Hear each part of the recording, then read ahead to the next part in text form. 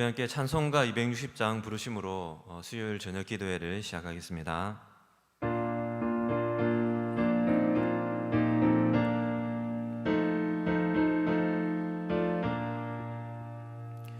우리를 죄에서 구하시려 주 예수 십자가 지셨으니 기쁘게 부르세 할렐루야.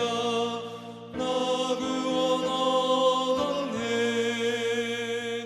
찬송하세 찬송하세 주님 나를 구하셨네. 찬송하세 찬송하세 주가 구원하셨네.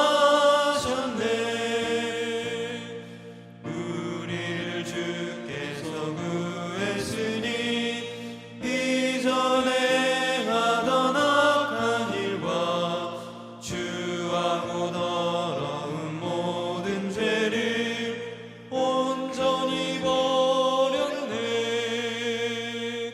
찬송하세 찬송하세 주님 나를 구하셨네.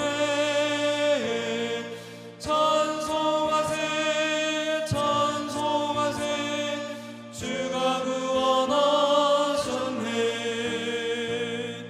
나 지금 죄에서 사함받아 거룩한 백성이 되었으니 이 육신 장막을 벗을 때도 겁날 것 없겠네.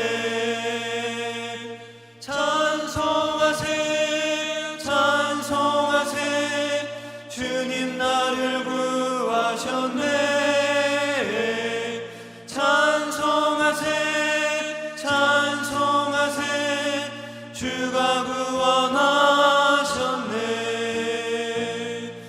우리가 이 세상 떠날 때에 예수의 손목을 굳게 잡고 영원히 즐거운 천국에서 주와 함께 살겠네. 찬송하세 찬송하세 주님 나를 구하셨네. 찬송하세 찬송하세 주가 구원하셨네.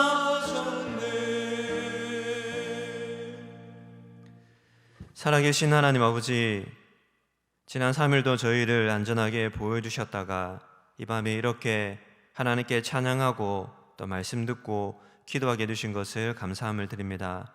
우리의 하루하루가 주님께 달려있고 우리의 호흡이 주님께 달려있고 우리의 모든 것이 주님께 달려있음을 믿고 주님 믿고 나아가는 우리 모든 성도들 되게 하여 주시옵소서. 오늘도 이 밤에 말씀하여 주시고 우리를 깨닫게 해주시고 내일을 살아갈 힘과 능력과 은혜를 더하여 주시옵소서. 감사를 드리며 예수님의 이름으로 기도드립니다. 아멘. 오늘 함께 나눌 하나님 말씀은 로마서 6장 1절에서 5절 말씀까지입니다. 로마서 6장 1절에서 5절 말씀 함께 읽도록 하겠습니다. 그런즉 우리가 무슨 말을 하리요? 은혜를 더하게 하려고 죄에 거하겠느냐? 그럴 수 없느니라. 죄에 대하여 죽은 우리가 어찌 그 가운데 더 살리요? 무릇 그리스도 예수와 합하여 세례를 받은 우리는 그의 죽으심과 합하여 세례를 받을 줄을 알지 못하느냐? 그러므로 우리가 그의 죽으심과 합하여 세례를 받음으로 그와 함께 장사되었나니 이는 아버지의 영광으로 말미암아 그리스도를 죽은 자 가운데서 살리심과 같이 우리로 또한 새 생명 가운데서 행하게 하려 함이라. 만일 우리가 그의 죽으심과 같은 모양으로 연합한 자가 되었으면 또한 그의 부활과 같은 모양으로 연합한 자도 되리라. 아멘. 바울은 로마서를 쓰면서 조목조목 따지기 좋아하는 유대인들의 가상의 질문을 예측하고 거기에 대한 답을 달고 있습니다. 5장에서 하나님이 선민 유대인들에게 맡기신 말씀과 율법, 그 말씀과 율법은 죄를 드러내는 기능과 역할을 합니다. 그래서 5장 20절에 보시면 죄가 더한 곳에 은혜가 넘친다. 죄를 죄로 깨달아야만 하나님의 은혜도 은혜로 깨닫게 된다. 이렇게 바울이 말하고 있습니다. 그러자 심술궂은 유대인들이 말도 안 되는 질문을 던질 것으로 예상이 됩니다. 오늘 읽은 6장 1절에 그러면 은혜를 더 받으려면 죄를 지어야 하지 않겠느냐? 더 큰 은혜를 받으려면 더 큰 죄를 지어야 하지 않겠느냐? 이렇게 바울의 논리를 비꼬으면서 유대인들이 질문을 합니다. 대학 때 한 선배가 식탐이 매우 강했습니다. 그래서 뷔페에 가면은 배부르게 먹고는 더 먹고 싶어서 화장실에 가서는 손가락을 입에 넣고 그동안 먹었던 것을 다 개어내고 또 나와서 맛있는 음식을 먹는 것을 보았습니다. 여러분, 입으로 먹으면은 밑으로 나와야 하는데 입으로 먹고 입으로 빼내면은 그것은 역류고 역리라고 할 수 있습니다. 더 많이 먹기 위해서 억지로 하는 것, 지금 이것을 바울은 지적하고 있는 것입니다. 얼마나 궤변인지 바울은 단호하게 대답을 합니다. 6장 2절에 그럴 수 없느니라. 말하자면 죄를 깨닫고 은혜를 받는 것과 죄를 짓고서 은혜를 받는 것은 엄격히 다르다는 것입니다. 은혜의 양을 늘리기 위해서 죄를 짓자. 그러한 발상 자체가 죄의 지배를 받는 것이고 죄의 조종을 받는 것이라는 뜻입니다. 그렇기 때문에 그것은 더 큰 죄이고 은혜를 체험하지 못한 사람이 할 수 있는 말이라고 합니다. 그러면서 바울은 죄와 은혜의 관계를 세례를 통해서 설명을 합니다.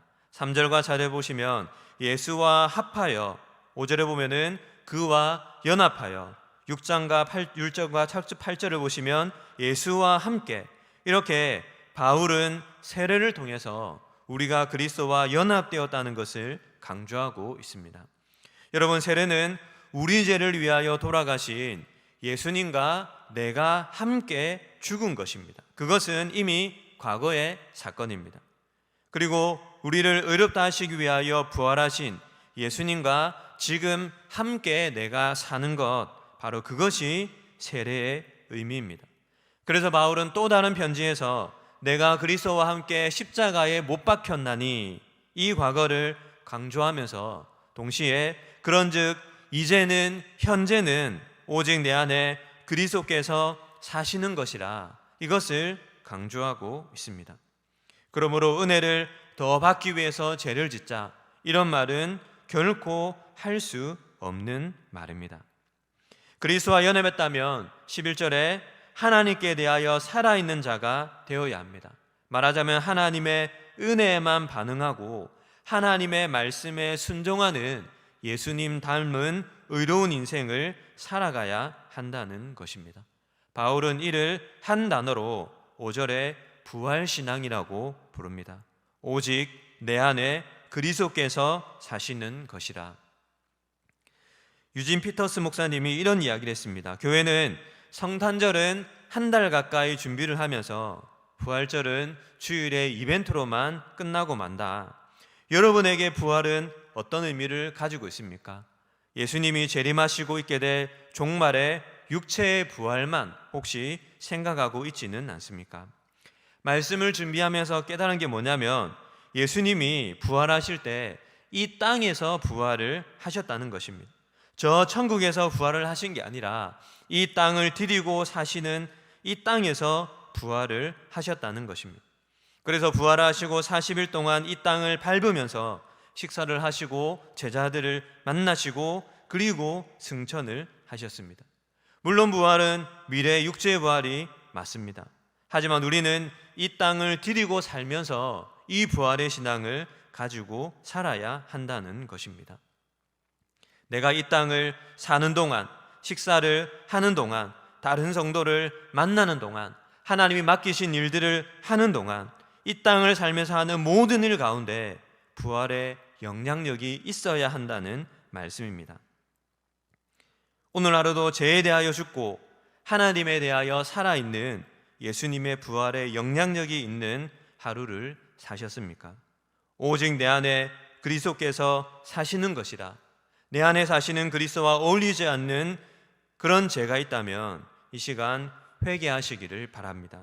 회개해야만 우리는 다시 한번 부활한 사람이 될 수가 있습니다.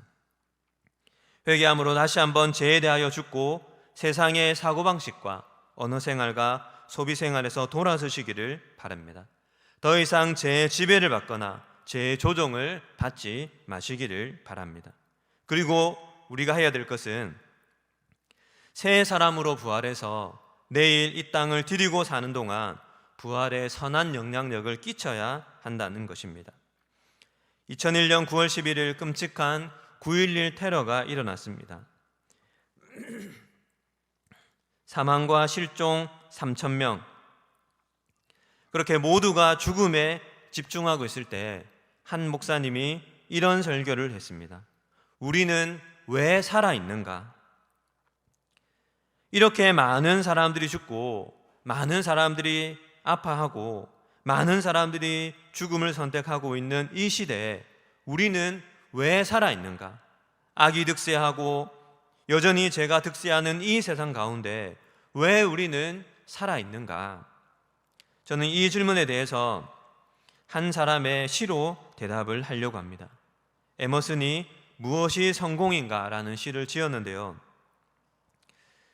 세상을 조금이라도 더 살기 좋은 곳으로 만들고 떠나는 것, 자신이 한때 이곳에 살았음으로 해서 단 한 사람의 인생이라도 행복해지는 것, 이것이 성공이다. 이렇게 시를 적고 있는데요. 저는 이 시의 제목을 무엇이 부활신앙인가 이렇게 바꾸어서 한번 읽어보고 싶습니다. 무엇이 부활신앙인가? 세상을 조금이라도 더 살기 좋은 것으로 만들고 떠나는 것, 내가 한때 이곳에 살았음으로 해서 단 한 사람의 인생이라도 행복해지게 만드는 것, 이것이 부활신앙이다. 부활신앙은 신비감이 아닙니다. 존재감이 있는 것입니다. 저 사람은 뭔가 신비로운데 나하고는 아무런 상관이 없다. 그런 사람이 아니라 저 사람은 밝고 꾸준하게 늘 내 곁에서 있는 사람, 그래서 늘 함께 있고 싶은 사람이다. 이런 존재감이 있는 사람이 되어야 하지 않겠습니까?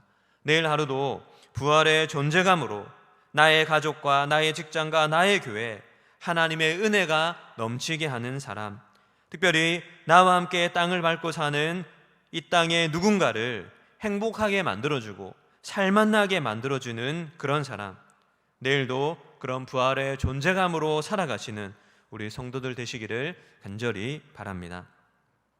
우리 말씀을 기억하면서 세 가지 기도 제목 함께 나누도록 하겠습니다. 첫째는 세상의 사고방식과 언어생활과 소비생활에 대하여 죽은 사람이 되게 하여 주옵소서. 두 번째는 오직 내 안에 그리스도께서 사시는 그리스도와의 연합을 더 깊이 깨닫고 은혜 받는 성도가 되도록. 마지막 세 번째는 내일도 부활신앙으로 세상의 은혜를 흘려보내는 사람, 다른 사람을 행복하게 만드는 부활의 신앙을 가진 존재감 있는 성도가 되게 하여 주옵소서. 우리 이렇게 세 가지 기도전을 가지고 함께 기도하도록 하겠습니다.